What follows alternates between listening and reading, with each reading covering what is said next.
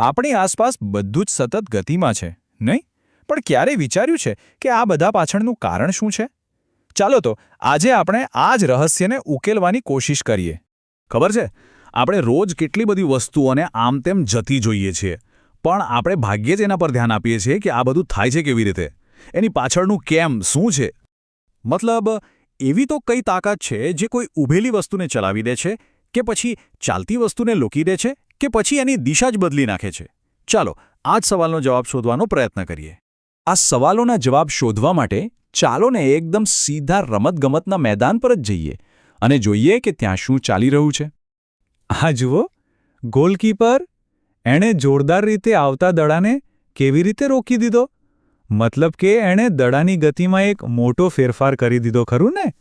અને હવે આ બાજુ જુઓ, હોકીનો ખેલાડી એકદમ સ્થિર પડેલા દડાને એણે એવી રીતે ફટકાર્યો કે ગતિમાં આવી ગયો. અહીંયા જુઓ, આ ફિલ્ડર દડાને ખાલી રોકતો નથી. એ એની ગતિ તો ઓછી કરે જ છે, પણ સાથે સાથે એની દિશા પણ બદલી નાખે છે. તો આપણે આ 3 અલગ અલગ ઘટનાઓ જોઈ. એકમાં વસ્તુ રોકાઈ, બીજામાં ગતિમાં આવી અને ત્રીજામાં દિશા બદલાઈ. હવે વિચારો જોઈએ, આ ત્રણેયમાં એવી કઈ વાત છે જે સરખી છે? વિજ્ઞાન પાસે આ બધી જ ક્રિયાઓ સમજાવવા માટે એક જ એકદમ પાવરફુલ શબ્દ છે, અને શબ્દ છે બળ. જી હા, ફોર્સ. આ બધા જ ફેરફારો પાછળનું જે કારણ છે ને, એ છે બળ. તો આ બળ એટલે શું? એકદમ સાદા શબ્દોમાં કહીએ તો એ કાં તો ધક્કો છે અથવા તો ખેંચાણ. બસ આટલું જ. અને મજાની વાત એ છે કે આ ધક્કો કે ખેંચાણ એ આપણી આસપાસની લગભગ દરેક ક્રિયામાં હોય છે, ભલે આપણે ક્યારેય એના પર એટલું ધ્યાન ના આપતા હોઈએ. જુઓ, દડાને લાત મારવી, કોઈ વસ્તુને ફટકારવી, ધક્કો મારવો કે દરવાજો બંધ કરવો, આ બધી ધક્કો મારવાની ક્રિયાઓ છે.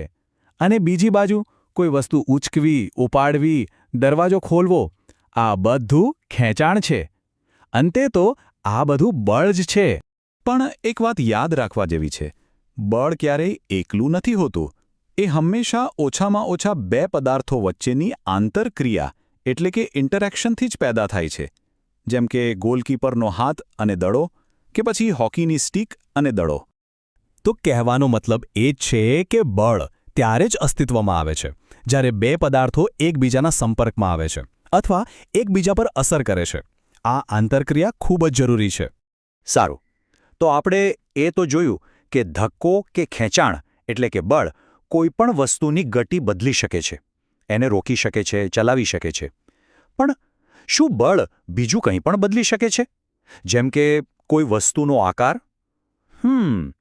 આ એક સારું સવાલ છે જેના પર વિચારવા જેવું છે, ખરું ને?